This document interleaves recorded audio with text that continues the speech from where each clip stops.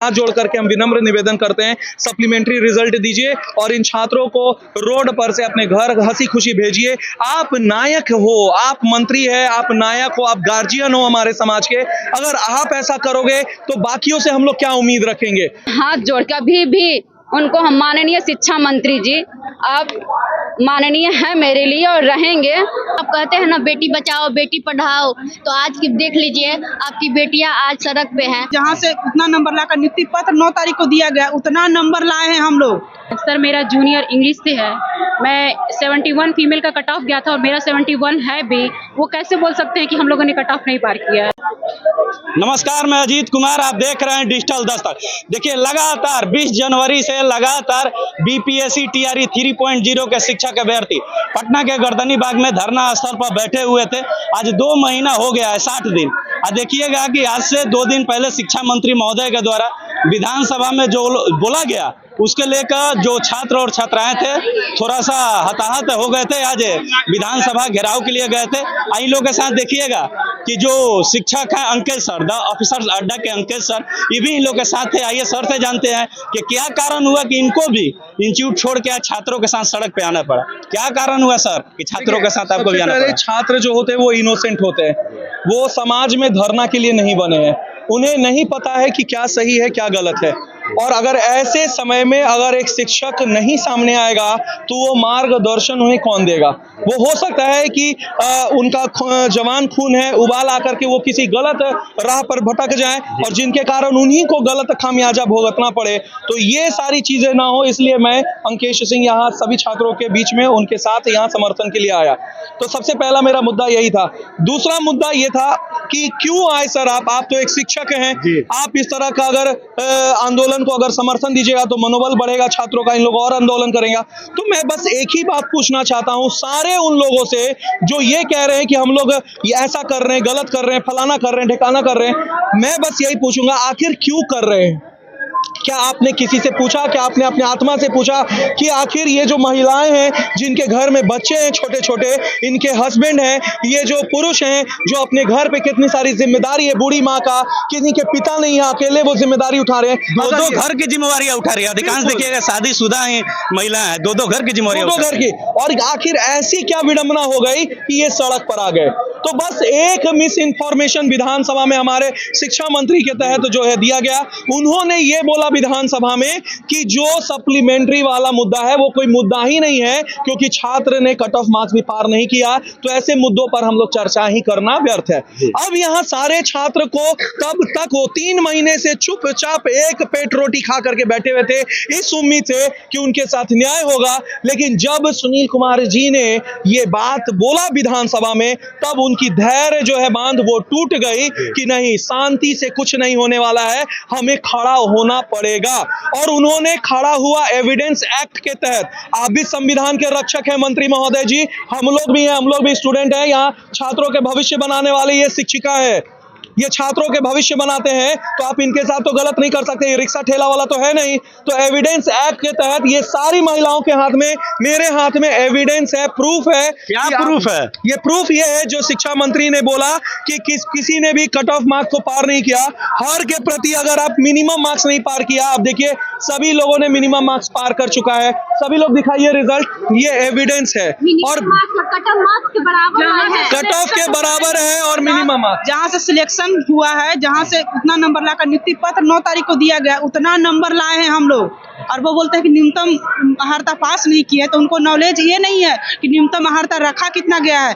मात्र 39 रखा गया है महिलाओं का। और हम लोग को जो कट ऑफ बीपीएससी जो लिया है, जहाँ से स्टार्टिंग सिलेक्शन का हुआ, उतना कट ऑफ है हम लोग को। कैसे बोले अपनी हम लोग को बात को मतलब दबाया जा रहा है। सप्लीमेंट्री रिजल्ट को झूठ बोलकर पल्ला झाड़ना चाहते हैं कि हम इस तरह से बोल दें, स्टूडेंट को बरगलाया जा रहा है और हम लोग रिजल्ट के लिए छोड़ दें, लेकिन ऐसा नहीं होगा। आप लोग 2 महीना से बैठी थी, आज सड़क पर आ गए हैं, क्या कहिएगा? सर मैं यही कहना चाहती हूँ कि जो शिक्षा मंत्री उस दिन स्टेटमेंट दिए हैं कि हम लोगों का मिनिमम कट ऑफ नहीं पार कर पाए हैं। सर मेरा जूनियर इंग्लिश से है, मैं 71 फीमेल का कट ऑफ गया था और मेरा 71 है भी। वो कैसे बोल सकते हैं कि हम लोगों ने कट ऑफ नहीं पार किया है। मैं सिर्फ डेट ऑफ बर्थ की वजह से छटी हुई हूँ सर।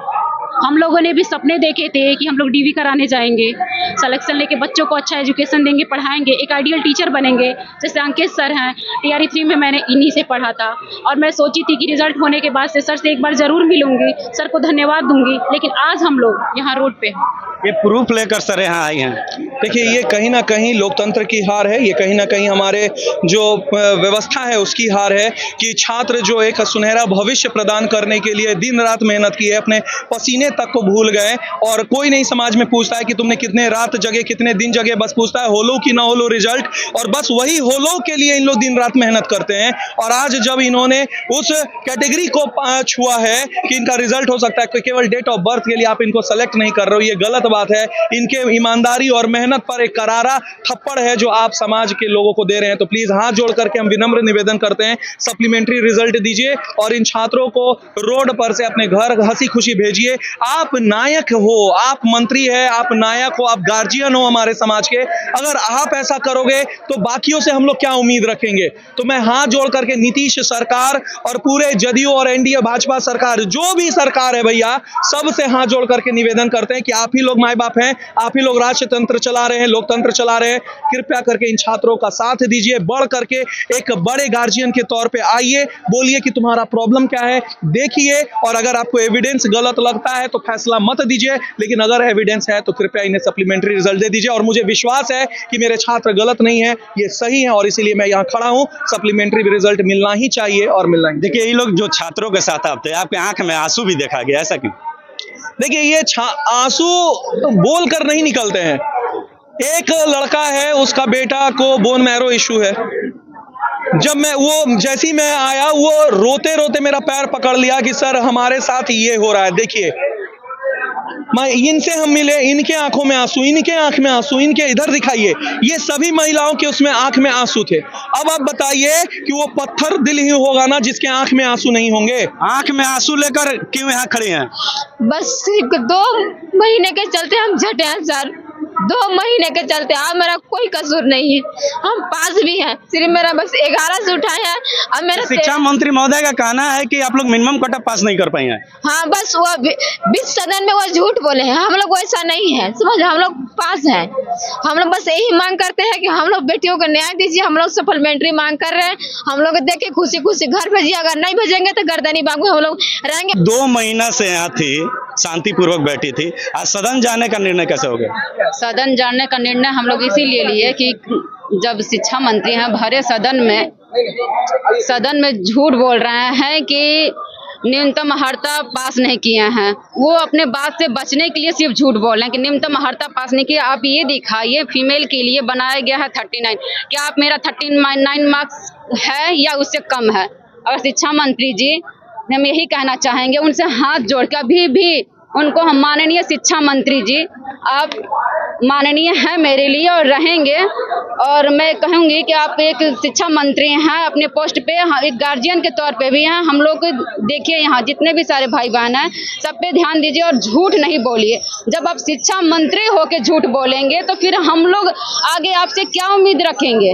बिल्कुल, आगे आपसे क्या उम्मीद रखेंगे? और ये सामान्य लोग से क्या उम्मीद रखेंगे? पूरी शिक्षा विभाग, एजुकेशन डिपार्टमेंट आपकी ये गलत बयान पे सब क्या मैं बताऊं, आरोप लग रहा है। आप लोग यहाँ शिक्षक पे आरोप लग रहा है। शिक्षा मंत्री जी, आपका ये गलत स्टेटमेंट सबका भविष्य खराब हो सकता है। आप लोग 2 महीना से यहाँ बैठी हैं, हम देखे कि आप लोग लगातार शिक्षा मंत्री महोदय से मिली भी है, अपनी बातों को रखी भी है, तब उनको क्यों नहीं है ध्यान?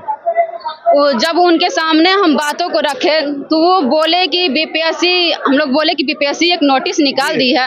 सर, हम लोग को भी एक नोटिस निकाल दीजिए। तो बोलते हैं बीपीएससी एक गलत तरीके से नोटिस निकाली है। एक तरफ आप बोलते हैं कि बीपीएससी स्वतंत्र है और एक तरफ खुद बोलते हैं कि बीपीएससी गलत तरीके से नोटिस निकाली है। तो पहले मैं ये कहूँगी कि शिक्षा विभाग और बीपीएससी पहले अपने में तालमेल बैठा ले और हम लोग के साथ, भविष्य के साथ, जितने भी भाई बहन है सबके साथ ये खिलवाड़ ना करे। क्योंकि सिर्फ मेरा ही, अपने लिए मैं यहाँ नहीं आई हूँ, सिर्फ मेरा ही मांग नहीं है अकेले का, इतने सारे भाई बहन है, सबका ये मांग है। और ये गलत स्टेटमेंट शिक्षा मंत्री जी, ये हम लोग का भविष्य खराब हो जाएगा। क्या कहिएगा? बस मैं ज़्यादा कुछ नहीं कहना चाहूँगी। माननीय शिक्षा मंत्री और मुख्यमंत्री जी, आपसे नम्र निवेदन करते हैं कि आज जो आप कहते हैं ना बेटी बचाओ बेटी पढ़ाओ, तो आज की देख लीजिए आपकी बेटियां आज सड़क पे हैं। आज आप 18 साल से बिहार में अच्छा शासन किए हैं। आपका नाम है कि जहां अदर स्टेट में जहां वो नहीं आता है वैकेंसी, आज बिहार में वैकेंसी की लाइन लगी हुई है, लोगों की जुबान पे है।